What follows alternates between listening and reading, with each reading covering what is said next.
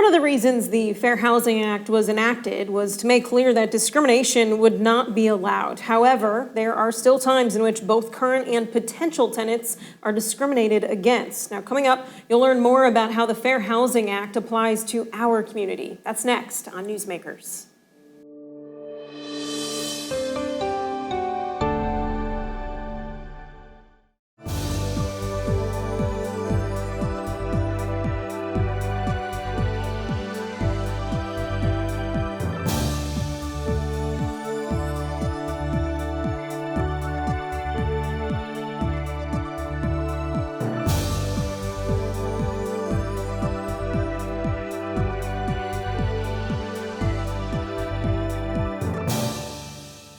Welcome to WNIN Newsmakers. I'm Jessica Costello, evening news anchor for Eyewitness News. A new report by the Fair Housing Center of Central Indiana shows that more than 1,300 housing discrimination complaints were filed in the entire state from 2019 through 2023. Diane Clements-Boyd, head of Evansville's Human Relations Commission, is here now to help us better understand the importance of recognizing and rectifying housing discrimination. And thank you so much for being here. Thank you for having me. Of course, lots of information to go through today, but first I kind of want to start on the Fair Housing Act.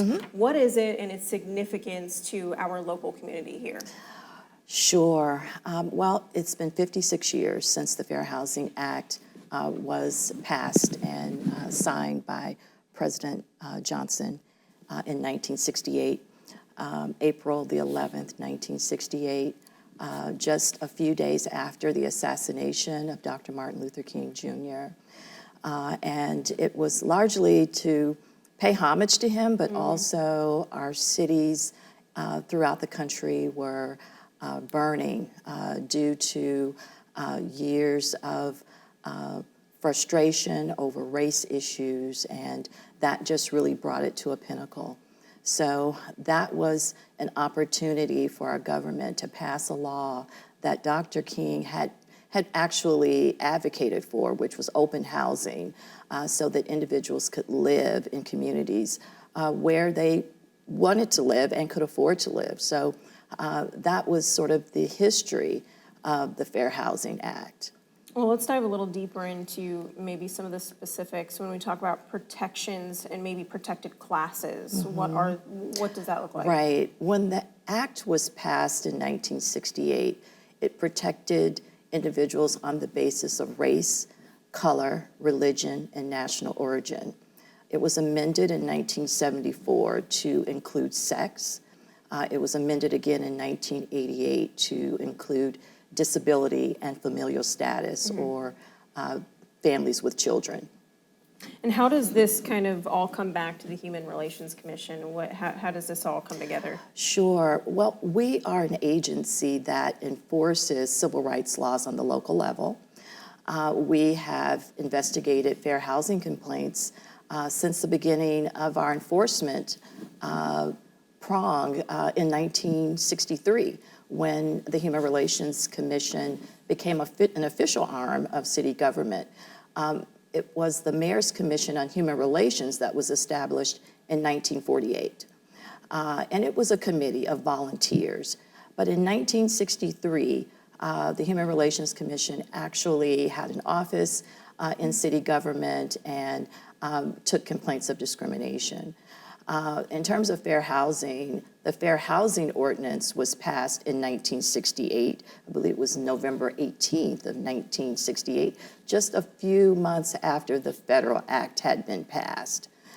So the City Council passed the Fair Housing Ordinance, and it was, according to historical records, a packed house. I've seen the videos, or the photos, and all of the city council people passed it, I think with the exception of one. So it was quite a contentious issue at the time, but it did pass, and it's now part of our city's history. Yeah.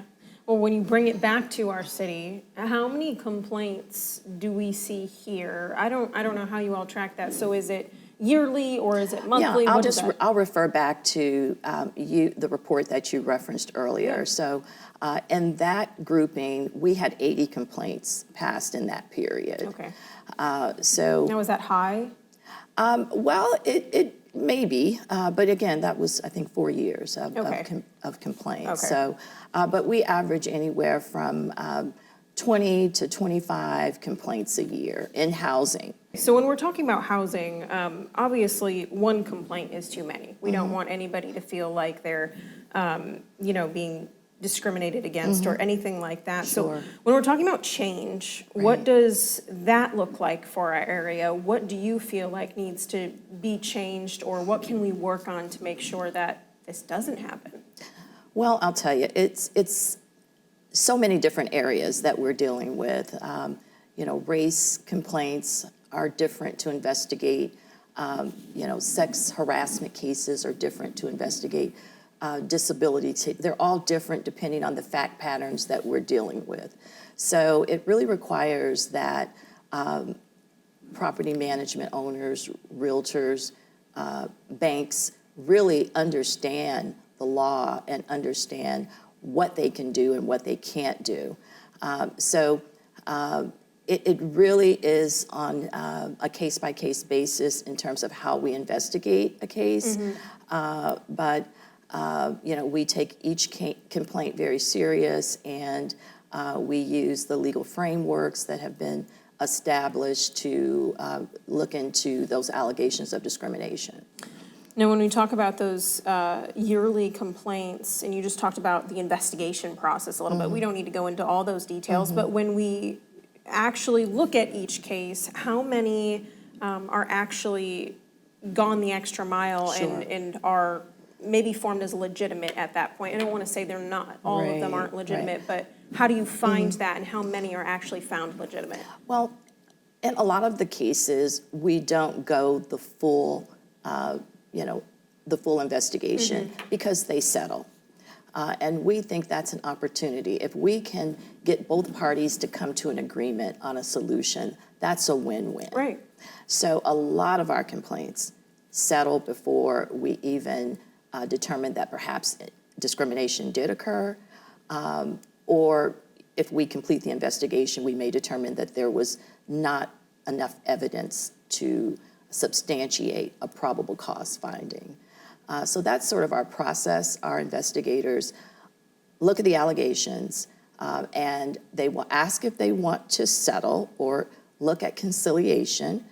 If not, then we complete the investigation. If there's not enough evidence to prove that there's discrimination, we will close that case as a no probable cause case. And if we think that there is discrimination, that's when we will hold a public hearing, which is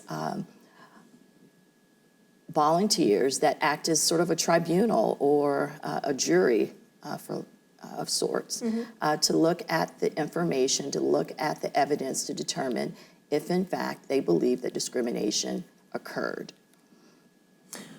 Well, when we look at the past 5 years, I know this is hard without all this data in front of you or whatnot, but I'm sure you can at least tell us a little bit here. Has there been an increase or even a decrease in our area in reports of housing discrimination? I think that there has been an increase. I think that that is largely due to our increase of outreach and education in the community. We, for the last 2 years, have held a Fair Housing Summit, and we have sought to educate the general public, everyone that's involved in every aspect of a real estate transaction. There was a study done by an agency at the city, the DMD, that people in public housing did not know where to file a complaint of discrimination. So that was brought to our attention. So we've tried to make sure that people in public housing and everyone in this community that feels that they've been discriminated against knows where to find us at the Civic Center, and we will listen to their allegations, and if they meet the criteria for filing a complaint, we will investigate that. Now, you brought up education and how important it is to make sure that people are educated and know, what resources are available to them. Absolutely. And then you bring up Fair Housing Summit, and I've, talked a little bit about that as it goes on and whatnot, but how has that response been? Do you see the community taking advantage of those things and maybe wanting to learn a little bit more? Oh, absolutely, absolutely. The Fair Housing Act sort of has two prongs. One is the enforcement to enforce the protected classes, but there's also this responsibility for agencies that receive HUD funding to do more to address patterns of segregation. We know that our communities are still pretty segregated as they were during segregation. And because of that history of redlining, that still has an impact on how segregated our communities are today. So there is also that responsibility for HUD-funded agencies to address historical patterns of segregation and what that does to communities that leaves needed assets and investments out of those communities. And they've done mapping to map those red line areas, and those are the exact areas where there's still low home ownership among Black individuals, which the home ownership rates for African Americans during segregation in Evansville was about 25%, and we were informed that it's about 29% today. Okay. So those rates of segregation have a direct impact on the years of redlining in our community. So there is that obligation as well. Well, I have some numbers here I want to read off and kind of ask you a follow-up question, but the study that we mentioned earlier reports that 38% of discrimination complaints were due to disabilities, Yes. 29% due to race, and the rest due to sex, religion, familial status, and retaliation. Would you say locally that those numbers correlate at all, or are they a little bit different? They're very close. Okay. Disability is certainly an area that everyone can fall in that classification at any time. We can become disabled. So we have a lot of complaints that deal with requesting a reasonable accommodation or has to do with a service or an emotional support animal. So I do think that we have done a really good job in educating people about their rights when it comes to disability. So I think that's where we do see, again, any person at any time can fall into that category. It's not based on any other protected basis. So yes, we do see a substantial number of disability and race complaints. Well, I know privacy probably plays a role here when complaints are filed and whatnot, but I do want to ask you, are there any notable local examples that you can talk about that the Fair Housing Act was enforced and you are able to tell those stories? Yeah, we've had public hearings in the past 2 years, and one of them had to do, it was actually a sex complaint, sexual orientation. A same-sex couple was denied housing, and the respondent basically, their defense was it was due to their religious beliefs that they denied the housing. So the Human Relations Commission found probable cause. It went to a public hearing, and they did fine for those complainants. And so yes, there was a financial award awarded to them, and there were also fees that the respondent had to pay to the commission. So yes, that is one. We also, in the last 2 years, we had a neighbor-on-neighbor complaint where the allegations were that the neighbor was being denied their housing, full enjoyment of the housing experience by being racially taunted by a neighbor. And that case also went to a public hearing, and the commission found that to be a very compelling case as well. And in terms of getting the damages and so forth, it's still pending. And when we talk about, before we were talking about education and resources and whatnot, there are also resources available to landlords. And when we're talking about compliance under the Fair Housing Act, what kind of resources are available to them to make sure they aren't caught up in a situation that may seem discriminatory? Well, first of all, we invite them to the Fair Housing Summit. Right. So we have made those overtures to invite everyone that is involved in any aspect of housing to come and get information. And so that we can hear what some of their issues are as well. And we can help solve these problems together. So that is number one. But within their own association, within their own field, I'm sure that there are opportunities for them to get fair housing training. I know that there are. So I would hope that they are taking advantage of those opportunities and getting information because it just, quite honestly, it makes good business sense. Yeah, and it's available. That's Yes. the thing. It is available here, and it's important to take part of the resources that you have at your fingertips. Absolutely. Well, if somebody's watching this and they feel like maybe they're being subjected to discrimination or something that falls into the realm of everything we've been talking about today, what are those steps that they should take to maybe file a complaint, or is there something before that they should do? Let's walk through that process. Sure. Well, first of all, we do encourage individuals, what is the internal process? Is there a way for you to complain in your apartment complex or whatever aspect of this housing transaction that where these allegations are presented? Is there a formal process to complain? So if there is, did you utilize that? It's not necessary for them to do that, but at least we know that they have brought to the attention of the individual, the alleged discriminator, that these allegations are being lodged. So that would be, I would say to individuals, have a complaint process. Let everyone know what that complaint process is, so that maybe these issues can be solved at that level and they don't have to come to our office. But in the event that perhaps there isn't a really good complaint process, or they have complained and nothing was done, they can certainly contact our office.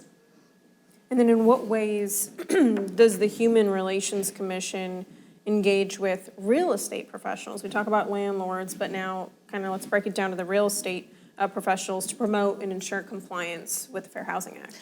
Well, I'll tell you, the Southwest Indiana Board of Realtors have been wonderful partners with our summit. They have been a sponsor for the 2 years that we've done the summit. So, and they've brought in national speakers from the National Association of Realtors. So that is one way that we are trying to bridge the gap and bring education to our real estate community here in Evansville.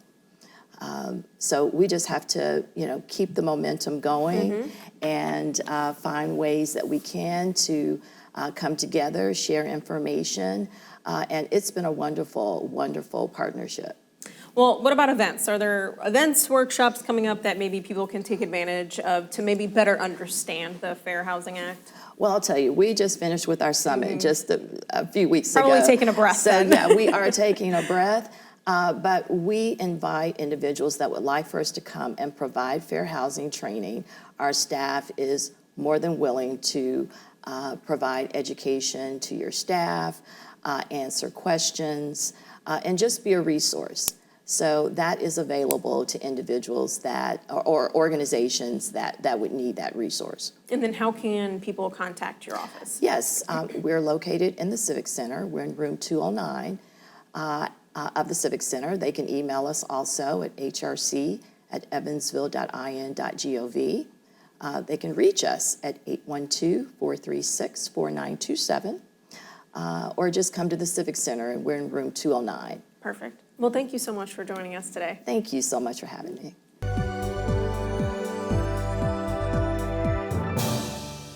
Welcome to a special WNIN Newsmakers segment that highlights local businesses. Joining us today is Abraham Brown, owner of La Campirana. How was that? Perfect, perfect. So tell us about what products and services you offer at your restaurant.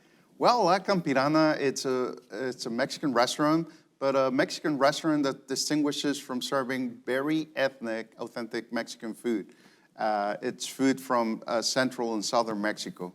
So I hear that description as more authentic. Yes. What makes it more authentic? What's the difference? Whenever we started La Campirana, we went to our moms and grandmothers to get the recipes from the food that we actually eat in Mexico. So we base our authenticity on the food that you enjoy in places like Guadalajara or Mexico City. Like those Mexican street tacos are the staple of the cuisine in Mexico. But see, I think we people in America assume that the regular Mexican restaurants have authentic Mexican food, and what is the difference though? I mean, like you wouldn't have a chimichanga? Yeah. Is not authentic, or Thank you for bringing that up. Actually, if you go to Mexico and ask for a chimichanga, they're going to ask you, what? Or if you ask for chicken on the beach, they're going to go, what? So those are things that it's Mexican food that was adapted through a style called Tex-Mex, especially in southern Texas. That transition from Mexican food and the American taste came into a fusion of making the Tex-Mex style that provides more food to please the palate of American people, like based on cheese and other items that people in America were very familiar with, transitioning them with some Mexican flavors. That's Tex-Mex. So what we bring is the actual food from Mexico. We don't use a lot of, we don't do queso or we don't do chips and salsa, because if you go to Mexico, you don't find those things there. But we do bring a very nice variety of items that are very tasty and people enjoy very much. So how long have you been in business, and how did you get started? Actually, this is going to be our 9th year. We're really close to celebrating our 10th anniversary. And we started 9 years ago inside the Washington Square Mall. And we started just as a passion to serve something different, but something that we missed from our home countries. I was a fanatic of street tacos, so we would make a drive down to Nashville or up in Indy to eat very authentic Mexican street tacos because we didn't have them at a time here. A friend of mine and I decided to start a project to bring that type of food to Evansville, and little did we know that people really liked it. Wow. Yes. Wow. So it was kind of like, we can't find it, so we're going to make it? Yes. And yes. that's great. Well, how do you see your business growing and expanding? I mean, you have one location now, is that correct? Or Actually, we have 2 locations, and we've been very blessed. The response from Evansville and the tri-state had been incredible. Just in the first year, we outgrew the space, so we had to be outside the Washington Square Mall, and we had to get a bigger space. We got a space on Burkhardt Avenue, Burkhardt Road, and now we were able to buy the building and expanded the restaurant. And we have another location that we just opened here on Evansville downtown on a Main Street food and beverage court. So we have a food truck. So the venture has grown tremendously. Just in this 9 years, our sales went from having sales from $150,000 a year. Last year we closed with $2.5 million in sales. Oh my goodness. That's very amazing. And thank you, Evansville, for giving us that opportunity to serve them. So what challenges have you faced with this business, and how have you overcome those challenges? Actually, the challenges have been more in trying to inform people about what's authentic Mexican food. It's crazy, but still some people come in and they ask for chips and salsa, We've been conditioned, you know? Yeah, I know. And but a lot of people understand our concept and they celebrate our concept. Actually, we have a great number of people that are great supporters of us staying authentic and providing a very good experience of a lot of the people that come to La Campirana is people that have been in Mexico visiting or living in Mexico, coming here and saying, like, this really tastes like the food I had in Mexico. Or people from California or Arizona or Colorado coming here and saying, like, my God, I miss this food. So the challenge has been trying to inform the people that Tex-Mex is authentic in its way. It's a type of cuisine. We're authentic in the food that we bring from central and southern Mexico. What would you say is the most gratifying part about having your business? The most gratifying part is in the last 2 years, we've been recognized as the best Latin American restaurant in the area by different media outlets. We are the best reviewed restaurant, Mexican restaurant in the area. So that brings us a lot of joy, especially, you know, this is our big thing.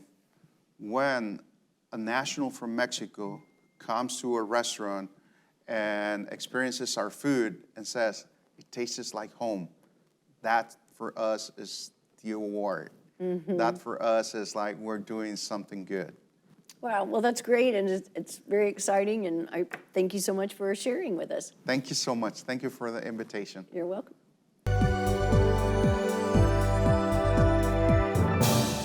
Thank you to our guest today. I'm Jessica Costello, evening news anchor for Eyewitness News, and thank you for watching WNIN Newsmakers.